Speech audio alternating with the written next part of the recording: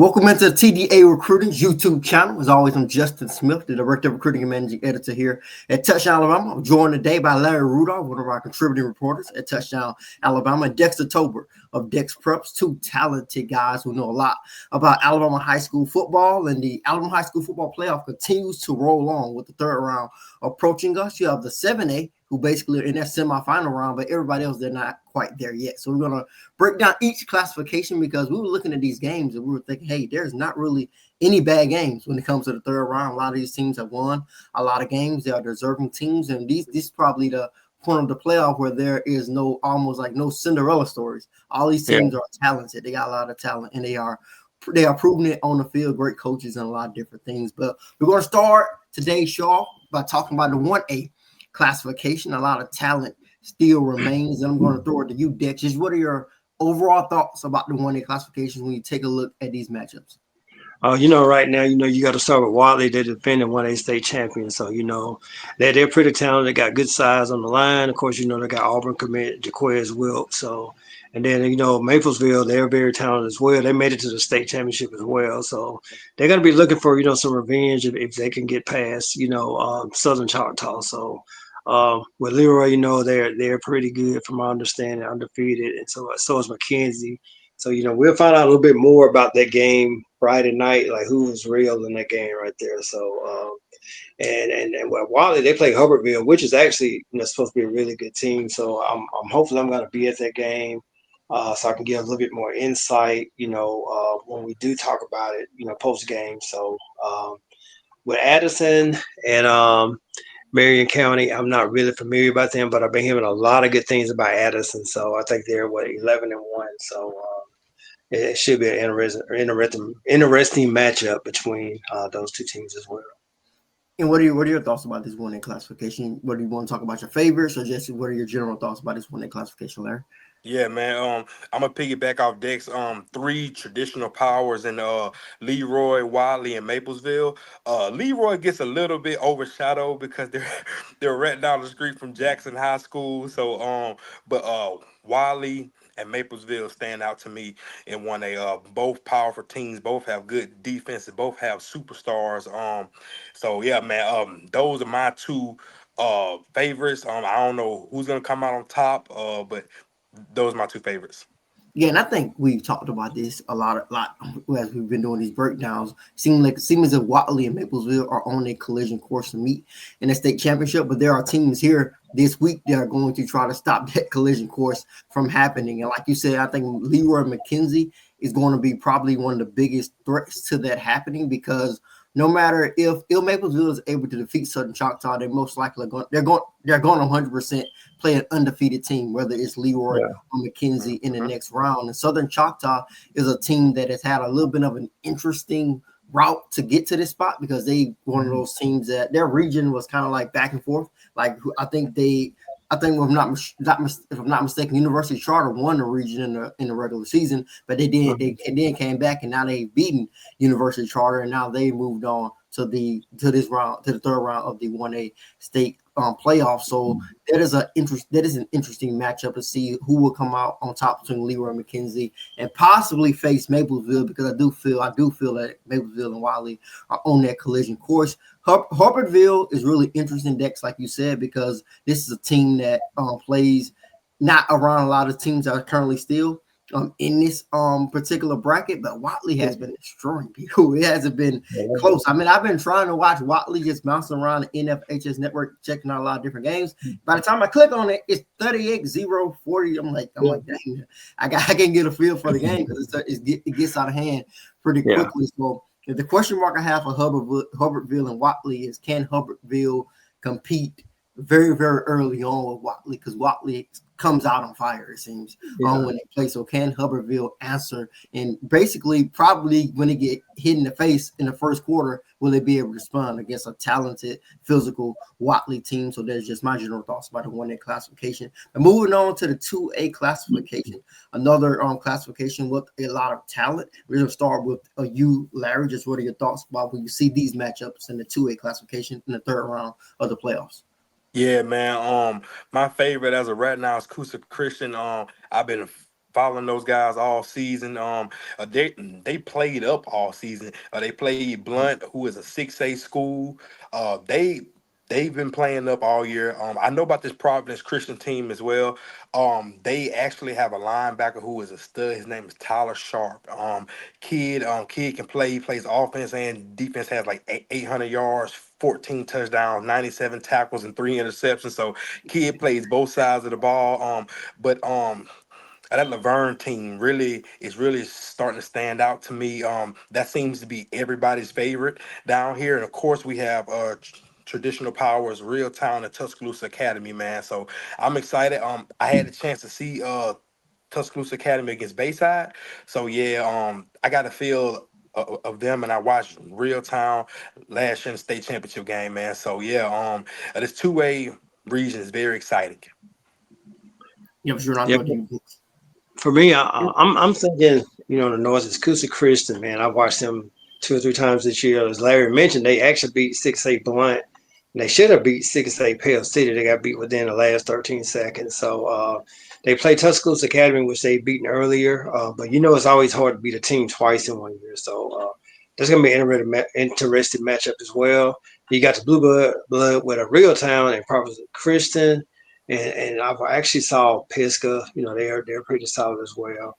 And Lynette and Laverne is going to be athletes all over the field. So Laverne has a 2030 kid that's going to be really, really good. So my pick for 2A, I would say Blue Vern versus Coosa Christian to make it to Birmingham. Yeah, and I think the thing that's really interesting about 2A in compared to a lot of these other classifications, there's only one undefeated team left. A lot of these teams have already lost a couple of games, which is a little bit different than what we're probably gonna see in a lot of these other classifications. Most teams are probably gonna be 11-1, 10-2, probably 9-3 at worst. But now they got four, if I'm not mistaken, they have at least three 9-3 teams in this third round in this 2A classification playoff. So I think that's really interesting when you take a look at these matchups. I think that Laverne Lynette one is one that I'm going to try to pay a lot of attention to because, like you said, it's talent on both sides of the football. And Laverne is traditionally known as far as football compared to some of these other teams that are involved in terms of Real Town. Pittsburgh is a team that's been really consistent over the last few years. And even though they haven't, if I'm not mistaken, they haven't made it to the big dance, but they've been in the battle over the last several years. So they're at least going to be competing for that spot as well.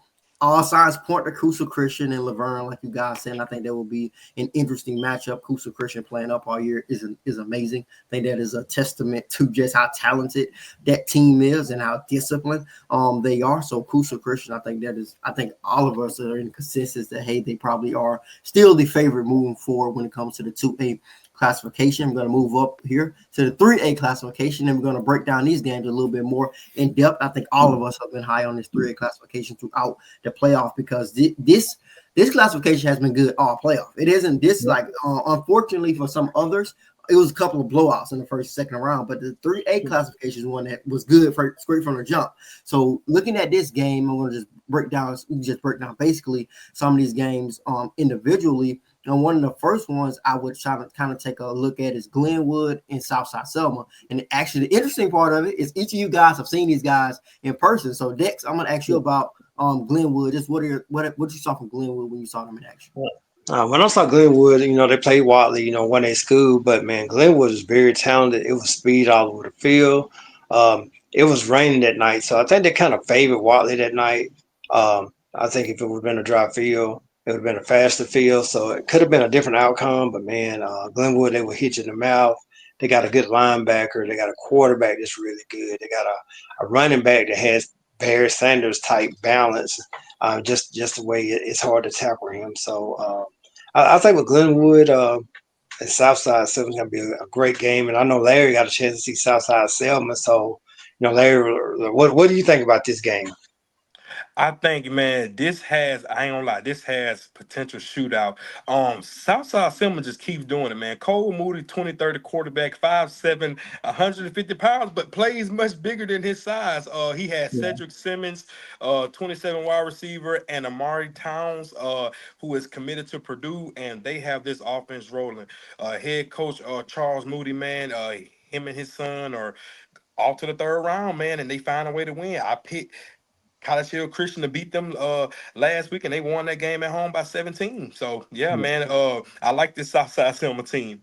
Yeah, and I think Southside Selma, when I take a look at them, one thing that I think about is kind of like what Nick Saban says. If you got the guys, just get the football in the hands of the guys. We can figure out the rest later. We can figure out the coaching and all of that later, how to make it look good. But in terms of, let's make them play, let's put the football in the hands of a Cedric Simmons and a Marion Towns. I think that's something that Southside Selma is going to continue to do. And those are dynamic guys. And I think that's kind of like one of the things that makes Southside Selma so good. These are not just great athletes that have at their disposal. They have elite athletes. That's kind of like what makes them dangerous, super dangerous. Yeah. Cedric actually leads the state in receiving. He has 2,032 receiving yards. So he leads the state of Alabama receiving. Cole Moody leads the state of Alabama in passing, and they're both in 3A. So yeah, man, it's 3A classification special. That's a new state record because another kid we'll probably talk about in a minute actually set the state record last year with 1826 that stood for like 20 some years, and it's crazy that Simmons actually broke it the year after. So Rolly Pinto of Piedmont, broke the record last year with 1826. So like you say, it's really a strong classification in Class 3A. Yeah, and that was a great transition. Dexter, this next game we're going to Piedmont and Gordo. And of course Pinto was as dynamic as he's always a dynamic piece of the Piedmont offense. But you have a traditional powerhouse team who's always known for its football program in Gordo in the 3A classification. Of course, we know about Piedmont. I think this won the matchup, if I'm not mistaken. Dexter, you probably can correct me on this. I feel like we're going to learn a little bit more about Gordo, see with their chance at competing for a state championship, because I think we know a lot about Piedmont at this particular point in time. Yeah. Well, Piedmont, of course, like I said, starts with Rolly Pinto, Jacksonville State commit, 3-star receiver. But thing about Piedmont, man, Piedmont is actually really good on defense. I got a chance to, see those kids play, got them, see them 7-on-7. So with Piedmont, they got your tradition. It's just, like I say, with Piedmont, it's like one of those blue bloods of 3A. I think they go, back and forth state championship playing every 3 or 4 years. So I think they won it two years in a row or something like that, 1 or 2 years in a row. So, and with Gordo, of course, they always going to be a tough out. So I don't think this is going to be an easy game for Piedmont. I don't think they think it's going to be an easy game. So with Gordo, they're really strong. So I honestly think Piedmont has to be careful with this game right here. So they can't overlook them. They got to come with their best game. If not, I hope they ain't looking forward to that, possibly Mars Hill matchup. Yeah, and I think Gordo. Yeah, and I think Gordo is they're traditionally known for their football program, like I said, but they're really physical, strong kids, country kids.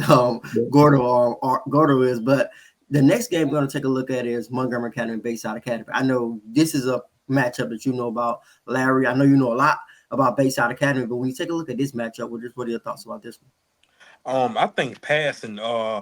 Montgomery Academy has Reed McBride at quarterback, and Bayside has Davis Barnett.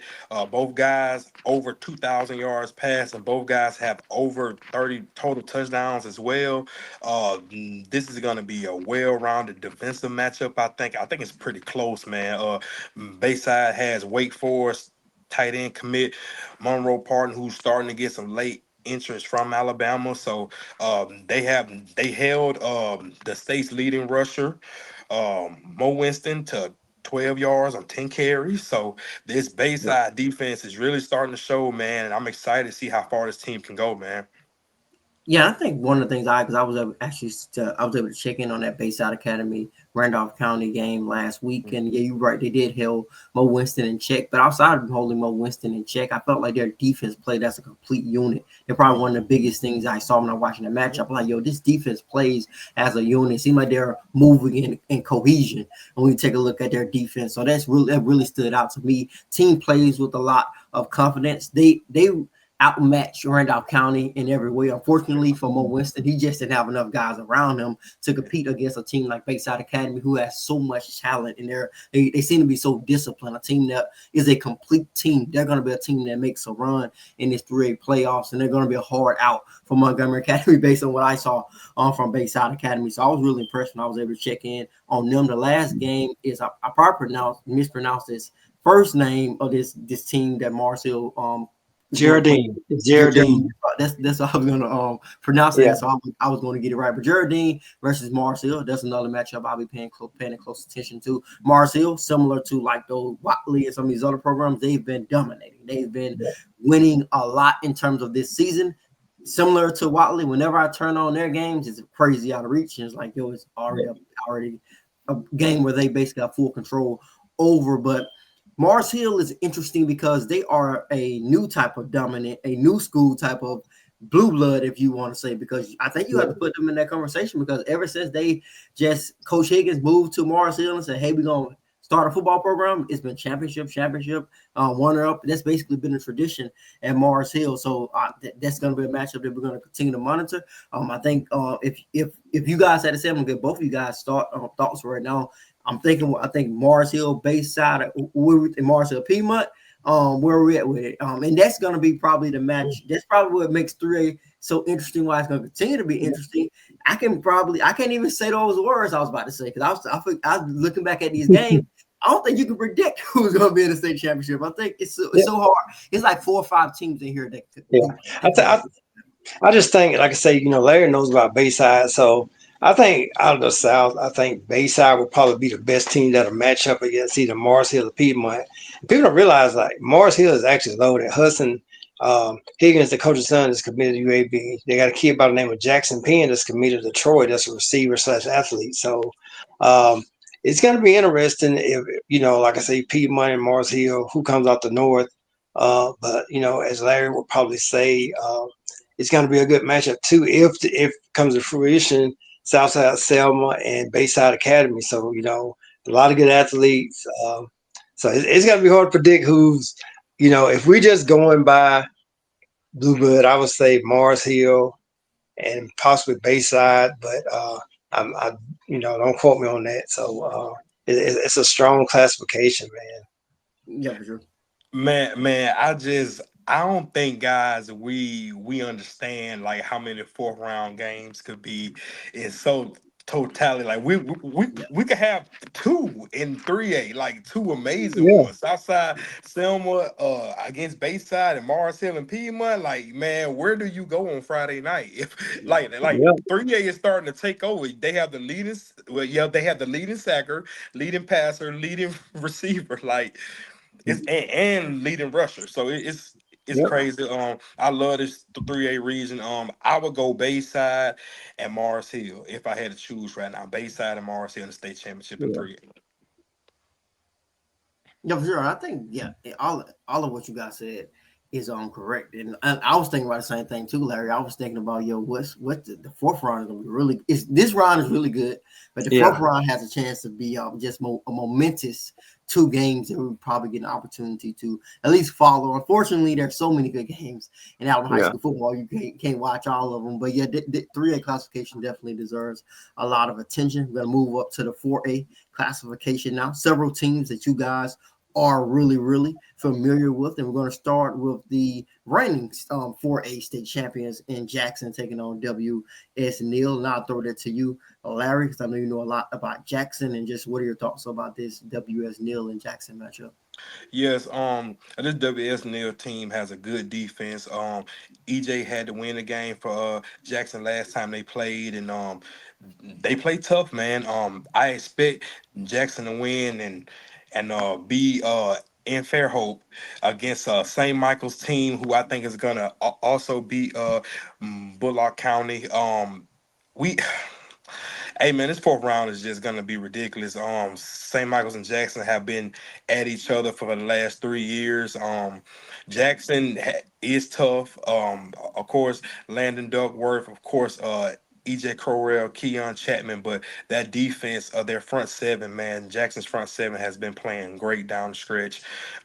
Those guys, they have depth now. They had some guys out early in the season, so now Jackson's back healthy. I trust his coaching staff. I trust these players to go and avenge that early season loss to St. Michael's. But of course, first you got to go against W.S. Neal, who is also a region opponent. So it's gonna be tough. It's hard to beat the team twice. So, but I still expect Jackson to come out on top in this game. I know you know a lot about other games, Dex. Yeah, I actually got a chance to see Jackson last week, and I kind of agree with Larry on this. EJ's a real deal. Man, I was like, wow. I was just like, I was in awe of EJ, just stuff he was doing. So not trying to, get too much on that, but the defense, like to me, is actually really good. They got a big number 17, a 6'6" kid.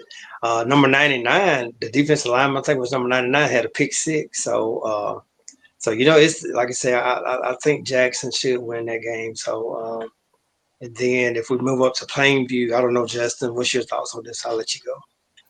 Just overall thoughts about this for a classification. When you take a look at this classification, it's kind of like the same thing you said, Larry. That fourth round is going to be really good, but I think this particular region, this classification whole, I feel like this third round could be really interesting in terms of how it shakes out. I think probably a lot of these too, because I think we get to this point of the playoff where we're like, yo, we really want to see this matchup. So we speak so many matchups in fruition, and it's always a team that like, oh, we forget y'all plans and dreams of aspirations. Yeah, we're gonna win, and we're gonna be a different game.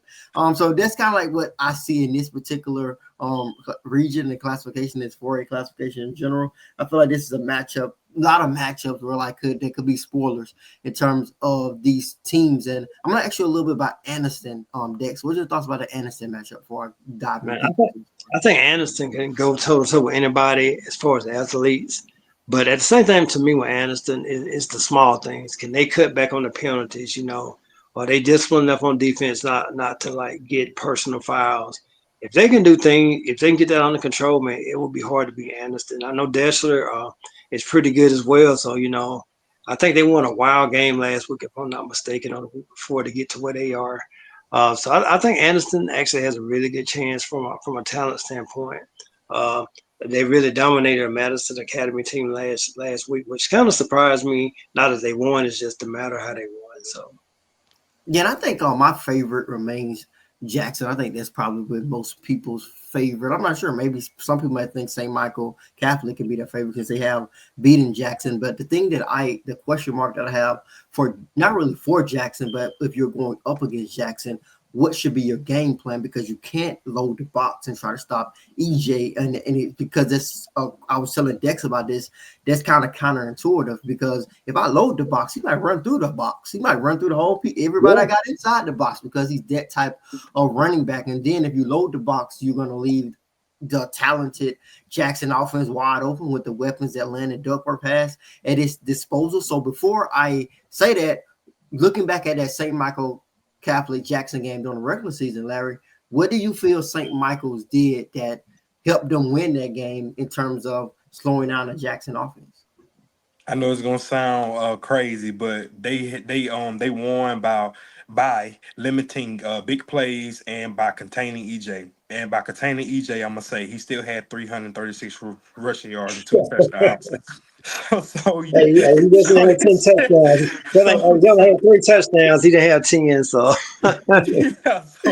so they slow. I'm sorry. They slowed down the big plays. Keon Chapman did not play in this game, guys. He is a 6'4", 225-pound North Carolina wide receiver commit. He is North Carolina's highest rated recruit. He is a difference maker when he's on the field. Chapman with Jamarion Gordon, who is also committed to North Carolina. I think that passing offense has to get going in this second wave if they play each other again. EJ will win you the game. You know that. So let's let's try and hit plays across the middle. Let's try to go deep with the ball early in the game, early and often. Don't lean too much on EJ, but you can. So I wish I was the head coach because it's so easy. Just get the ball 13 and you'll be fine. Yeah, hey, I'm telling you, they had a number 28. They used that receiver as a slot, and he actually had a couple of good plays too. I don't know his name, but he had a really, really nice play on the sideline. So, like I said, if it all fails, you still got another weapon that people may not know about in him. So I don't know his name, but golly, he was pretty good. So yeah, Jackson just has talent all across the board. And I think me and Dex talked about this actually after he watched watch Jackson play Hanley. I saw Jackson play Demopolis early in the season. The guy who I think we feel is kind of like an X factor for them, who don't get talked about enough, is Keegan Chapman. That guy runs. He's fast, physical. When they play against Demopolis, he's probably on every tackle, every play because he's fast and physical. So I think he could be like an X factor guy who probably doesn't get talked about enough in terms of when we talk about Jackson. But moving up to 5A, this is a really interesting classification for a lot of different reasons. I think when just looking at it, the first game I want to ask you about, Larry, because I feel like we haven't talked about this team enough. They undefeated. They're in Mobile. They got a lot of talent. Whenever you tell me about them, it seems like you always tell me about a different guy whenever you're talking about Williamson, Larry. So what makes Williamson so good, and why will Catholic Montgomery have their hands full in terms of Williamson? Marcus Cook, Williamson offensive coordinator, who was formerly at Viger High School. Coach Cook has his offense rolling. More notably, like everybody knows, they scored 100 points on Murphy. They won 100-0. He has senior quarterback who is committed to Peru State, AJ Dickens, who's committed to Peru State.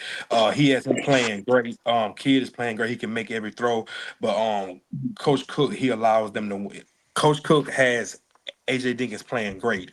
He doesn't allow him to like make bad reads or make bad throws. He really controls the game. And then if you look on defense, this is where this Williamson team really gets going. Jalen Scott, Auburn commit, Ellis McGaston, Notre Dame linebacker commit, DeMarcus Dale Brown, who has a ton of SEC offers. He's in 2028. And then you got Captain Mutherland Jr., who's a 2029, who has numerous offers as well as a freshman. This Williamson defense is loaded, guys. It's probably top 3 in the state of Alabama. They beat Viger early in the season, 22-14 in double overtime. Williamson's doing it all, man, but it's going to be challenging. You're going to Montgomery now the second time in 2 weeks, going on the road again in the playoffs. But they're a veteran-led group. They have seniors all across this roster. I trust them to get this win, but Montgomery Catholic is the reigning 5A state champions. Even though you lose a Kirk Johnson, a Kingston Preyer, a BJ Bedgood, who all went to Benjamin Russell. So it's going to be tough still. That's still a good Catholic team, but I think they're going to have a hands full with this offense and this defense of Williamson High School. Yeah, I think Central Clay is a team that we both saw actually, Larry, earlier in the season. I feel like this is just a good team overall. I feel like they're just solid team overall. Viger, a really talented team. Another team you probably know a little bit more about, Larry. Just what are your thoughts on Viger? Yes, man. Viger has been finding ways to win, man. First year head coach. My guy down there, he doing good, man. Renato Jackson, he came from LaFleur, came to Viger. He has Army quarterback commit Sammy Dunn, who is a top 15 passer, stats wise in state of Alabama. He has Dylan Jackson, who's a top 5 receiver, stats wise in state of Alabama. And then of course they have Jabarius Garrier, Alabama edge commit, who is dominant. He had 4.5 sacks last week, guys. So yeah, it's gonna be hard to contain that guy. This Viger team just continues to find ways to win. Central Clay, Justin, me and you watched them early in the season. They had like 7 to 8 guys out. I spoke with fans. I talked with coaches, and they were depleted, playing a Benjamin Russell team who was just more talented at that time. But they're back healthy. They back in the third round. They're always one of those traditional teams. So they're going to challenge Viger even on the road at Viger. So yeah, man, I'm expecting that to be a great game. If those games turn out how we think it's going to turn out, we can be having another 4th round crazy matchup with Viger going to Williamson. So yeah, man, it's going to be special. It's going to be electric. Yeah. Index, I know you saw Moody play this season, but when you take a look at Briarwood, they're 7-5. It basically mean they entered the playoff 5-5. They were able to pull off 2 wins, and now they're 7-5, still competing in the playoffs. Just what are your general thoughts about Moody when you saw them play? And I'm not sure you know much about Briarwood, but just what are your thoughts about Moody? But Moody, man, I think 10-2 is kind of deceptive, with them, because they lost to some powerful teams. Like one was out of state team. So I watched play against Jacksonville. They kind of struggled a bit in the first half, but the second half is like a totally different team. Watched the play against Lincoln, man. That was just like just a blowout. So, of course, with Moody, you start with Barack Willis, the four-star defensive end / linebacker. Then you got Metals that's committed to Kentucky. Then you got is it Mallory that's Yes, committed to sir. West Virginia. Then you also got Henry Smith that's committed to is Arkansas State, I think. And then on top of that, man, they got a defensive back, a 28 kid that I saw. They had a pick six, and then of course they got DJ Dozer that's committed to South Florida. They got another receiver that's actually really good as well. So man, it's gonna be hard for it to, in my opinion, for anybody to beat Moody in the North. Um, I mean, they just loaded, man. So I think in the North, we could see Moody come out the North. We just gotta wait and see. But they're really a talented team. Yeah, and I think when we take a look at Moody Gaines, I think he's a great defensive coach, probably one of the better defensive coaches inside the state. I'm pretty sure he has a talented defense at his disposal, like you guys talked about. Will Smith with Barack Willis, he has so many weapons he can use to have a violent and physical defense at Moody. So 5 is another classification we'll be keeping our eyes on. And speaking of Moody and Coach Gaines, who they played last year in the state championship, they played Kirk Johnson and the Montgomery Catholic. But take a look at Johnson. He's moved up to 6A. And he has Benjamin Russell playing at an elite level. And just to be honest, I told Dex I was going to do this. I didn't tell you quite yet, Larry. I'm pretty sure you're going to echo what I'm saying. This is time for us to give Kirk his flowers, man. That's amazing to say that, hey, you go to a school and in 1 year, this school is a state championship contender, which means he knows how to do it. He knows how to build a program. He knows how to build a culture. He knows everything that he needs to do to put in place to make it successful, whatever needs to be done. I'm pretty sure there's things that are getting done probably behind the scenes that we don't even know about to make sure that this type of thing gets put into place. And I'm just going to give you the floor, Larry, to basically shed some more light on that, just based on what you've seen from this program in that transition for him turning this program into a contender. Yeah, man. He's won 4A and 5A back-to-back years, and he could be on the way to win 6A. Coach Kirk Johnson, man, he one of those guys, man. He's a player-minded coach, man.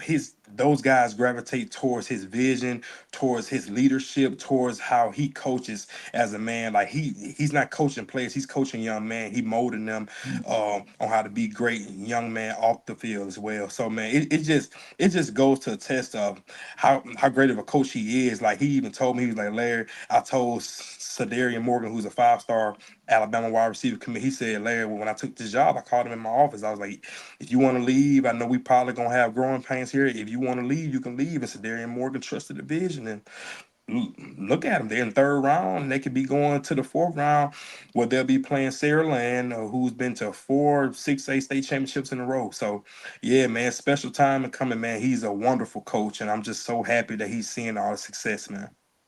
Just what are your thoughts about him, Dex? You're I agree, man. Because I've known Kurt, man, for years. When he was an assistant before he even became a head coach. He used to come up here with Kasich, and they used to play Anderson. So that's how I got to know him. So like I said, I think he's a player's coach. They respect him, and I think with him, like I said, he teaches those kids life lessons, not just from football. So I think the kids kind of look up to him for that very reason. So he's teaching them football. He's teaching them life. And so Coach Johnson, man, he's just overall great coach. He's coaching with an Alabama Mississippi All-Star game as the head coach. So, that says a lot right there about him. So great guy, great coach. And like you say, he deserves his flowers because, like Larry mentioned, man, he could have a championship 4A, 5A, and 6A. That would be so amazing to see. Of course, it's going to be a hard hurdle for him to do. But if anybody can do it, it would be Kirk Johnson.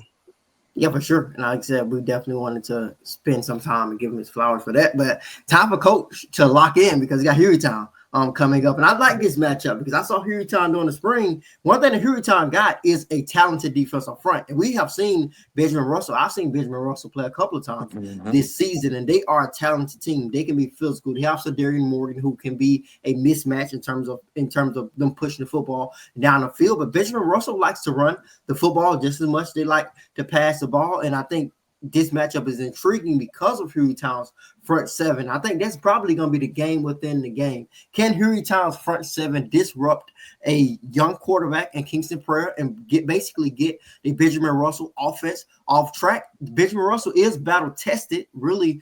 And I think when I take a look at this matchup, I think it's probably one of the biggest things that Benjamin Russell is going to have at their disposal is that they are battle tested. This is a team that is not going to flinch when they get hit in the face when they're in a tough game. They're going to continue to fight. And they're going to continue to compete. And I think a lot of that has to do with what Kirk has basically instilled in his team. Just when you take a look at this matchup, just what are your thoughts on it, Larry?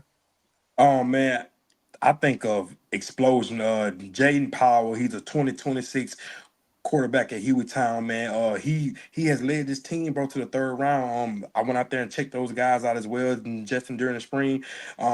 More on the D line. He is a mismatch. He is a dominant presence. He has an edge beside him. I forgot the kid's name. Kid is great though. He's long. He's quick, fast. He can really get to the passer. Those guys have weapons all over the offensive side too. But man, going to Benjamin Russell, me and you watched them just against Central Clay. They love to run the ball, but they also have the number one player in the nation, 2028, Kingston Prairie. So man, and he's won 2 state championships with Kirk Johnson already. So that's a great thing to have for such a young player already having a championship pedigree already. So I think that may play a factor in this game. Yeah, and I think the other edge you talking about is Keegan Horn. Yes. For Hueytown, they got talented defensive front, so that is a game that we're going to be paying close attention to. Another game that's really interesting, and I get both of you guys thoughts on it, and I just get my thoughts on it too. Saraland and Pike Road. Pike Road continues to battle, continues to stay around the playoff, and it's probably one of the better defenses that Saraland would have played against. And you take a look at Saraland, Jamison Roberts, you have Deshaun Spencer. They are explosive. I think one of the things that Saraland has showed, like I think you said in the last episode, Larry, no KJ Lacey, no Ryan Williams. Saraland continues to compete, continues to be a juggernaut in the 6A classification. When you look at Saraland and Pike Road, just what are the things that stand out to you, Larry? Down, get your thoughts on the two decks. Yes, man. I will be at this game on Friday night.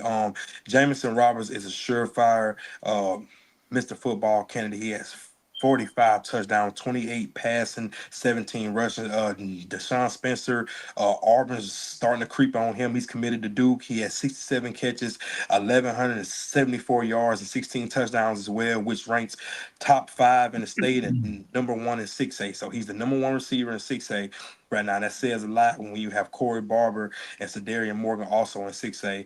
Saraland just continues to find a way. Jeff Kelly continues to find a way. He's a quarterback guru, and we have seen that. He has been to this moment of the last 4 seasons. He's gotten past the last 4 seasons actually, because he's been to the 6A state championship 3 years in a row, and it could be 4 very, very soon. Pike Road just continues to find ways to win, man. They're a veteran-led group. I'm so proud of Coach Shook down there, man. I talked to him earlier this week, and I told him I was going to be at the game, and he one of those guys. He get the most out of all his players. He don't care who lines up. It's going to be, we're playing this game. We don't care that we're playing Saraland. We're playing this game. So I still believe in that culture at Pike Road, and I'm excited to see this game on Friday night, man. It could be a close one.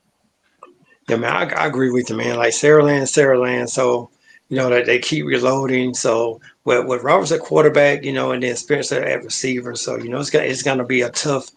I think it's gonna be kind of a tough matchup with Pike Road because didn't they lose Jordan Holmes to injury? Yes. So, but also that people don't realize with Pike Road they got a linebacker that's committed to I think West Virginia. I can't remember his name. He's a middle linebacker. So, and also then they also have an Ole Miss running back commit in Jermichael Jones. Like he don't get talked about a lot either. So, I think it's gonna be an interesting matchup. I think if Holmes was available, I think it'd be a more interesting matchup. But like I said, Coach Shook, I got a chance to know him from the last 2 or 3 years when he was at Trinity Presbyterian. So he's got to make sure, like you said, he's going to line up against anybody. He's not scared. He's going to give his best shot. He's like, you hit us in the mouth, we're going to hit you in the mouth back. So, but I just think, in my opinion, I think Saraland's going to have a little bit too much for him. Yeah, now, like you said, Pike Road has a talented defense. Braylon Outlaw as well on the defense. So Pike Road is a team. Yeah, Pike Road is a team that could make this game really, really interesting. Definitely one of the games that we'll be paying attention to. Just to close out basic 6A, we don't have Homewood, Clay Chalkville. Clay Chalkville is a team that has a dominant front seven. Corey Barber, talent on both sides of the football. Their entire front seven is really talented. Muscle shows talented defense going up against Mount Brook, who just continues to be in it. They're always going to be in it in this 6A classification. Before we move on to 7A, we call 6A classification wide receiver U, because they have some of the most talented wide receivers in the state. When you talk about the guys like Benjamin Russell, Cedarian Morgan, Corey Barber, Deshaun Spencer, a lot of talent. Jordan Holmes would have been in that conversation as well. So 6A loaded with wide receivers, and these matchups are really, really interesting. We will be paying close attention to what goes on in 6A. But when you take a look at 7A, they're the only classification that's down to the semifinal, because they don't have as many rounds in their playoff as the other classifications do. And what appears to usually be a state championship matchup in terms of Thompson and Phoenix City, we're going to see that early in a semifinal matchup this year. And taking a look at this, I'm going to give you guys overall thoughts about this classification, because I'm leaning more towards it being a Thompson and Auburn state championship, because I think Auburn just has found themselves. And like they always say, if you want to find the momentum at the right point in the season, I feel like Auburn has done that. But I'll start with you, Dex. Just give you an overall view of 7A. Where do you want to talk about your favorite, or wherever direction you want to go with it? With Auburn, it started with Keith Etheridge. I've known Coach Etheridge for a while, so he's a great coach. Kind of had the guys ready. So and also with the Thompson, matchup with Central Phoenix, man, it's like a marquee coach matchup with Coach Freeman. It's hard to go against Coach Freeman. So and also with Central, they have Coach Nick. So the only thing about Thompson, I guess, that scares me a little bit, I don't feel like the offensive line is quite as strong as it used to be in the past. So I think they may have a little problem with that. But overall, I can see probably Thompson and Auburn for the championship. Yeah, for sure. Door to you, Larry. Larry laughing at that. Larry. What you got? Man. I call him GOAT. His name is Mark Freeman. He basically raised me. I talk to him every week. I gotta go against him though. I told him I got Central and Auburn in the state championship. I picked this. I made this prediction before the playoffs started. I just want to tell everybody that Bobby Coleman, brother of Auburn wide receiver Cam Coleman, is the real deal. He's here. He's here to stay. I love the Central defense. I love their front seven. They are physical. They've always been physical. I like what Trent's doing. Alabama quarterback commit Trent Seaborn. He's doing great. He has weapons over there. Dorian Mosley, Price Lewis, Detcher Kimbrough, who's going to be one of the top 2028 wide receivers in the state. Those guys are playing good. You got Oregon commit Cam Pritch. You got Michael Fleming, who's got a Georgia offer at DB, and I get all that. But I'm going with Central. I know it's hard to go against Goat Freeman. I know it's hard to go against him, but I had to tell him that I was going against him. So I'm going against him. I got Central and Auburn. I had the opportunity to watch Auburn last week against Daphne.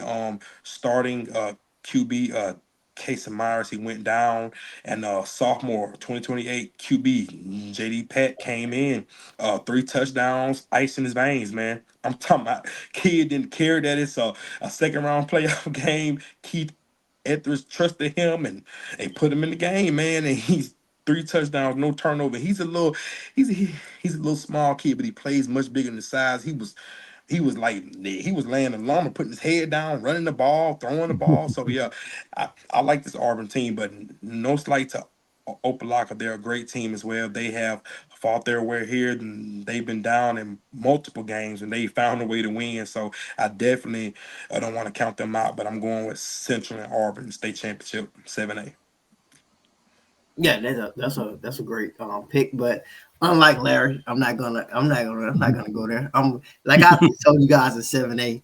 I'm not going against Coach Freeman and Thompson. And like I said, it's similar. Like I always said this whole time, it's like betting against Mahomes and the Chiefs. So I'm not, Coach Freeman, if you listen, I'm not letting Larry put that evil on me and saying that that you guys are not going to be in it. I think I'm still in the roll. But Thompson, either way, there's so many, like we said on this show, so many good games from top to bottom.